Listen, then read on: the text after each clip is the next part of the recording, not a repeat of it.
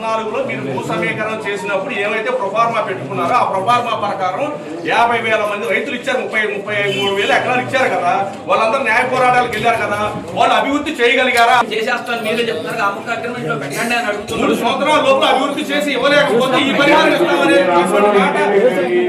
Work delay అయిపోతే ఈ పరిహారం ఇస్తామని చెప్పేసి అగ్రిమెంట్ లో పెట్టండి. మీరు 3 సంవత్సరాలు అభివృద్ధి చేసి ఇస్తామన్నారు. 4 సంవత్సరాలు సమయం తీసుకోండి. 4 సంవత్సరాలు అభివృద్ధి చేయలేకపోతే పరిహారం పెట్టండి, భారమైన పరిహారం పెట్టండి. ఇప్పుడు మీరు 3 సంవత్సరాలు అభివృద్ధి చేయకపోతే మూడేళ్లలో ప్రభుత్వం అభివృద్ధి చేయలేకపోతే, మీకు ప్లాట్లు ఇవ్వలేకపోతే మీరు కోర్టుకు వెళ్ళొచ్చు అని చెప్తున్నారు. అంటే కోర్టుకు వెళ్తే ఆ వ్యవహారం అప్పట్లో తీరుతుందా? కోర్టుల చుట్టూ తిరగడం అన్నది ఎంత పెద్ద ప్రయాస.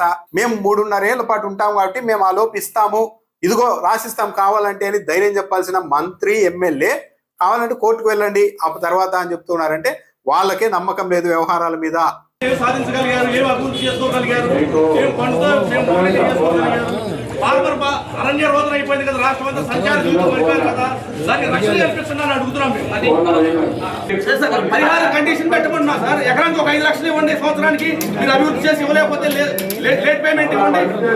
ఒకవేళ అభివృద్ధి చేయలేకపోతే పరిహారం కింద రైతులకు ఏడాదికి 5 లక్షల రూపాయలు చొప్పున ఎకరాకి ఇస్తామని పెట్టండి అని అనేసరికి ఆ హామీ మాత్రం ఇచ్చేందుకు మంత్రి నారాయణ గారు కానీ ఎమ్మెల్యే శ్రవణ్ కానీ ముందుకు రాలేదు. అంటే ఇక్కడ క్లియర్ గా అర్థమవుతుంది ఏంటంటే ఇప్పుడు రైతుల నుంచి భూములు తీసేసుకోవడానికి మభ్య పెట్టడంలో భాగంగా 3 ఏళ్లలో మీకు రిటర్నబుల్ ప్లాట్లు ఇస్తామని మంత్రి నారాయణ ఎమ్మెల్యే చెప్తూ ఉన్నారు, కానీ అది సాధ్యం కాదు అన్నది వాళ్ళకు కూడా అర్థమైపోతుంది.